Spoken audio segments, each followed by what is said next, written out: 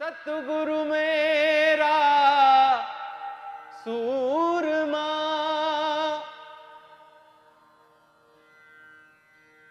करे शब्द की चोट, मारे गोला प्रेम का, और हरे भरम की खोट। रे साधो,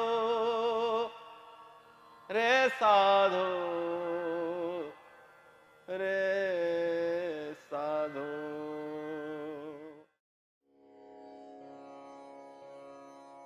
देखिए,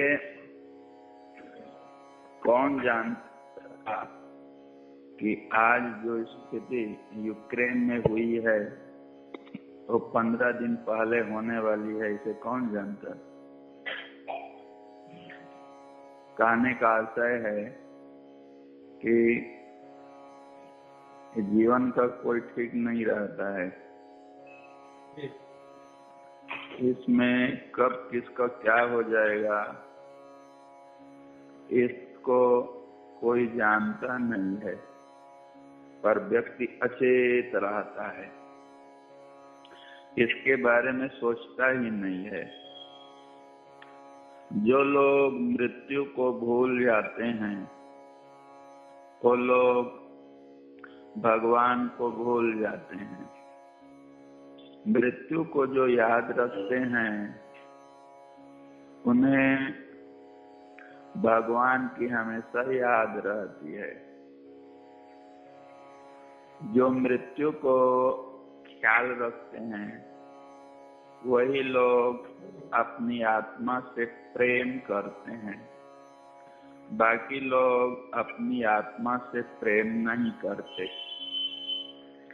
जो लोग अपनी आत्मा से प्रेम नहीं करते हैं उनके लिए ईशावास्योपनिषद में अर्थात यजुर्वेद में कहा है, अंधम तमः प्रविशन्ति। ये अविद्याम उपासते, जो अविद्या की उपासना करते हैं वो ऐसे अंधकार से भरे हुए, दुखों से भरे हुए नरक कहिए, योनि कहिए, उसमें जाते हैं। ये लोग आत्मघाती कहलाते हैं। जो लोग अपनी आत्मा से प्रेम नहीं करते वही आत्मघाती हैं। आत्मा निश्चल प्रेम करता है। आपसे अर्थात संसार के जीवों से निश्चल प्रेम करने वाला कोई पदार्थ है तो आत्म तत्व है। निश्चल प्रेम है, उसको कुछ भी नहीं चाहिए, और उसका प्रेम निष्काम प्रेम है। देखिए, संसार के लोग जो प्रेम करते हैं वस्तुतः वो प्रेम करते ही नहीं है। उनका प्रेम छलावा है, दिखावा है, वो स्वार्थ से लगे हुए हैं। जो स्वार्थ में पड़कर किसी से प्रेम करता है उसका प्रेम प्रेम नहीं है। जिस दिन उसका स्वार्थ पूरा हो जाएगा तो वो जैसे थूक को लोग देखते नहीं है वैसे नहीं देखेगा लौट करके। जब उसका स्वार्थ पूरा हो जाएगा तो छोड़ देगा, स्वार्थ पूरा नहीं होगा तो भी छोड़ देगा। संसार के सब लोग स्वार्थी हैं। स्त्री अपने स्वार्थ के लिए पति से प्रेम करती है, पति अपने स्वार्थ के लिए स्त्री से प्रेम करता है। बेटा बेटी सगे संबंधी अपने अपने स्वार्थ से ही किसी से प्रेम करते हैं। निस्वार्थ भाव से कोई प्रेम नहीं करता।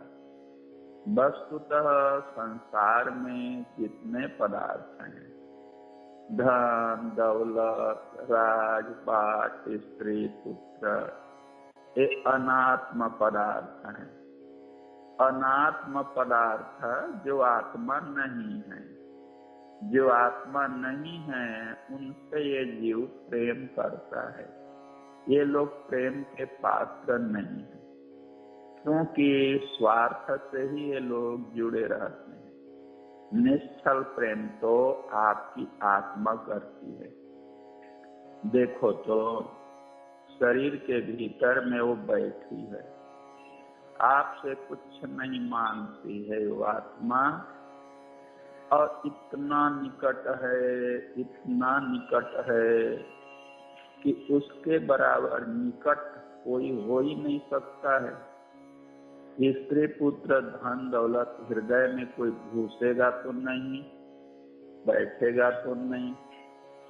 ये लोग पराये हैं, अपने से दूर रहते हैं। जैसे दूध में कंकड़ पत्थर रेता घुल ही नहीं सकते, इसी प्रकार से ये जो अनात्म पदार्थ हैं संसार के, वो हमसे घुल मिल नहीं सकते। आत्मा ही है जो हमें घुल मिल सकती है। आत्मा ही आपके शरीर में अति निकट बैठी हुई है। कितना सन्निकट है, वो कितना प्रेम करता है, निश्चल प्रेम करता है। सबसे प्यारा वही है, प्रेम पात्र वही है। और उसका जो प्रेम है निष्कारण है, अहेतु की कृपा है उसकी। वो हमें जीवन दे रहा है। शरीर के भीतर में बैठी हुई आत्मा आप सबके शरीर के भीतर में श्वास को चला रही है। वही आत्मा नस नाड़ियों में खून को दौड़ा रही है। उसी आत्मा की शक्ति पाकर हम देखते हैं, उसी की शक्ति पाकर हम कानों से सुनते हैं, जीभ से बोलते हैं। हम सब सोए रहते हैं अच्छे, लेकिन वो माता की तरह वो हमारी सदा रक्षा करता रहता है। आत्म पदार्थ वही हमें जीवन दे रहा है। वही आत्मा ही ईश्वर है, आत्मा ही परम पिता परमेश्वर है। उससे प्रेम करिए, उसको जानने के लिए प्रयास करिए। उसे पाने के लिए, उसे जानने के लिए कोई व्यक्ति चेष्टा नहीं करता है। देखो आज यूक्रेन में क्या हाल हो गया।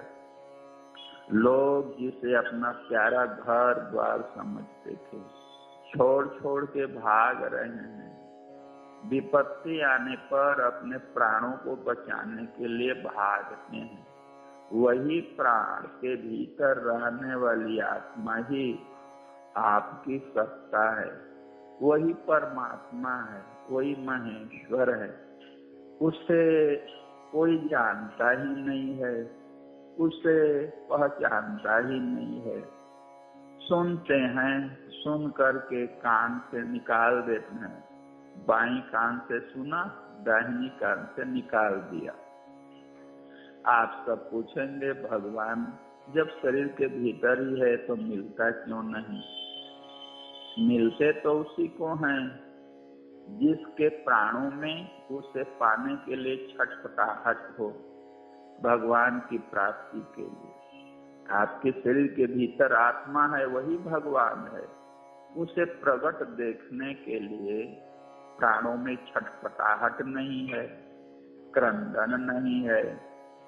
जिसके प्राण में क्रंदन नहीं, रुदन नहीं, उसके अंतर में बुलाने की शक्ति नहीं है, अर्थात आत्मा को प्रकट करने की शक्ति ही नहीं है।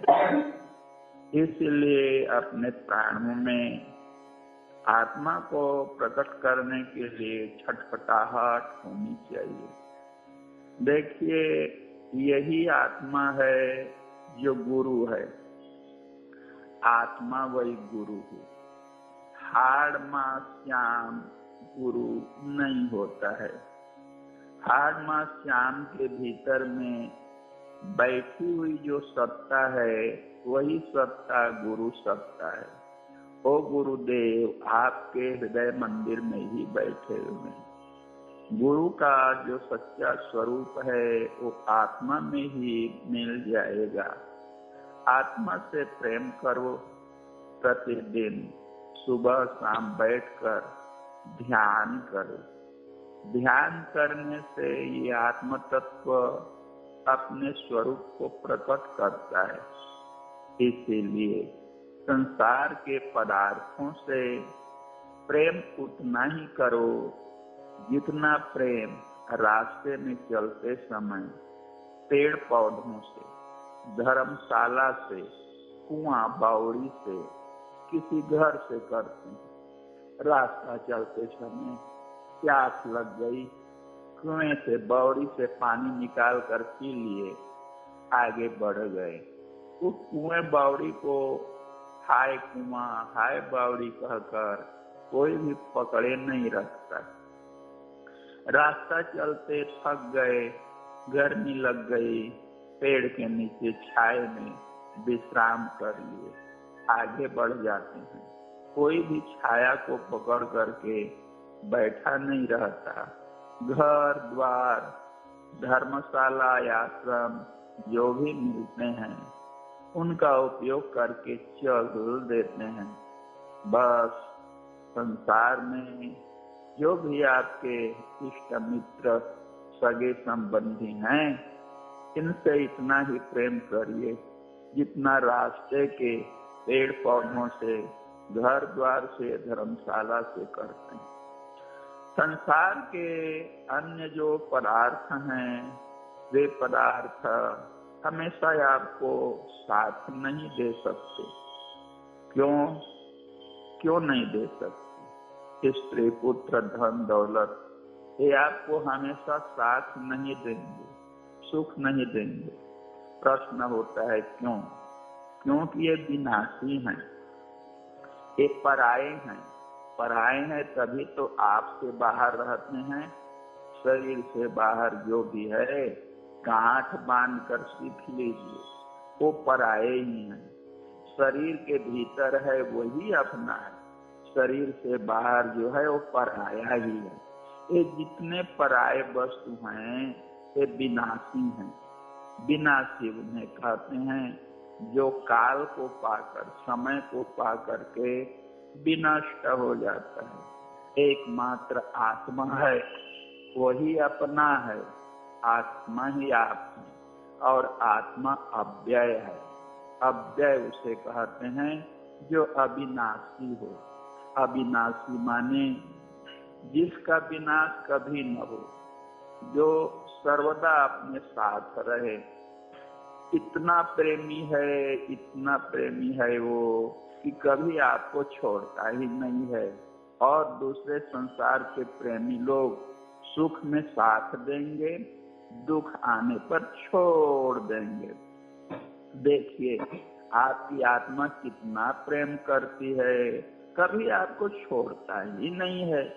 और संसार में कोई है जो आपको इतना साथ दे, एक पल के लिए आपको न छोड़े?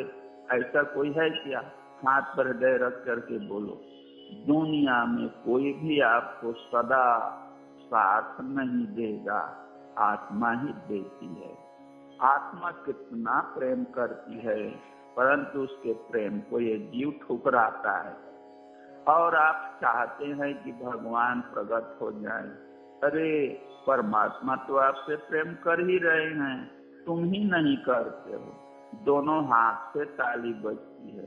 कहो एक हाथ से कभी ताली बजी है क्या? भगवान अर्थात आत्मा तो तुमसे प्रेम कर रहे हैं। भीतर आत्मा आपके हमेशा साथ में विराजमान है। वो आपसे प्रेम की दरिया जिसमें से झरने बह रहे हैं, परंतु एक तुम हो कि कभी उससे प्यार नहीं करते। दोनों हाथ से ताली बजेगी।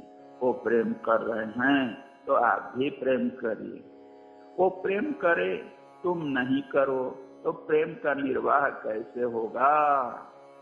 उस अंतरात्मा का अन्वेषण करो, चेष्टा करो, वो प्रकट हो जाएगा। कभी कोई देखता ही नहीं है, भीतर झांकता ही नहीं है, सोचता ही नहीं है। इस जीव को ये पता नहीं है कि क्या अच्छा है और क्या बुरा है, मंगल क्या है पहचानने का प्रयास ही नहीं करता। जिस दिन यह जान जाए कि मंगल क्या है, अच्छाई क्या है, तो उसी दिन यह जीव शिव हो जाएगा। अच्छा को न जानने के कारण जो बुरा है वो अच्छा प्रतीत होता है। बुरा कौन है? ये संसार के हेय पदार्थ जो आपको साथ नहीं देंगे, जो अनात्म पदार्थ हैं वही बुरे हैं। उनके पीछे रहने से अपनी आत्मा का हनन होता है। ये केश आत्महनुजना है, जो आत्मघाती हैं वे अंधकार में लोक में जाते हैं, उन्हीं का पतन होता है। ये आत्मा कहती है कि देखो मैंने तुमसे इतना प्यार किया और आज भी कर रहा हूँ, लेकिन एक तुम हो कि हमसे प्रेम करते ही नहीं हो। तो गुरु गोविंद से इस बात को जाना जाता है कि क्या अच्छा है और क्या बुरा है। वो बतलाते हैं अच्छा तो एकमात्र आत्मा ही है और अनात्मा निकृष्ट पदार्थ है। उस आत्मा को प्राप्त करने के लिए आत्मकर्म किया जाता है। आत्मकर्म कैसे किया जाता है? गुरुदेव सिखाते हैं। ध्यान है, कैसे ध्यान करें इसको जानिए। क्रिया करने से जो परावस्था मिलती है, उसी परावस्था में, कर्मातीत अवस्था में उस आत्मा का साक्षात हो जाता है। आत्मा जब प्रकट हो जाता है तो बस और कोई इच्छा नहीं रह जाती, और कुछ पाने के लिए चाहना नहीं रह जाती, पूर्ण तृप्ति आ जाती है और आपका काम होकर सदा आनंद में मगन रहता है। इसलिए समय निकाल कर बैठो, सोचो कि हमारे भीतर में वो कौन है जो श्वासा को चला रहा है, कौन है वो जो धड़कन उत्पन्न कर रहा है, वो कौन है नस नाड़ियों में, रगों रगों में प्राणों को बहा रहा है, वो कौन है नस से सिक्त रस को, रक्त को दौड़ा रहा है, वो कौन है जिसके रहने से हमारी सत्ता बनी हुई है, जिसके न रहने से ये शरीर देह शव कहलाता है। तो आप लोग गोपी बनिए। गोपी कहते हैं जो गोपन करे। गोपन किसको कहते हैं? गोपन कहते हैं चुपचाप बैठ करके अपनी आत्मा का ध्यान करने वाले को। अपनी आत्मा का ध्यान करने वाले को गोपन करता कहते हैं। तो जो गोपन करता होते हैं, गुप्त रूप से प्रभु को हृदय मंदिर में ध्यान करते हैं, परमपिता परमेश्वर उनके लिए दौड़े चले आते हैं।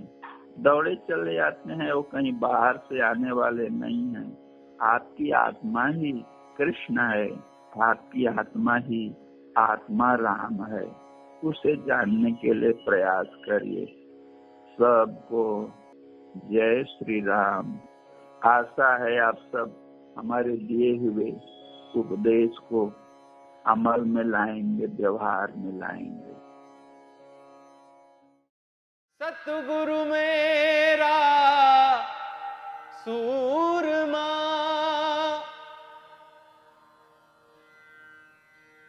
करे शब्द की चोट, मारे गोला प्रेम का, और हरे भरम की खोट रे साधो, रे साधो।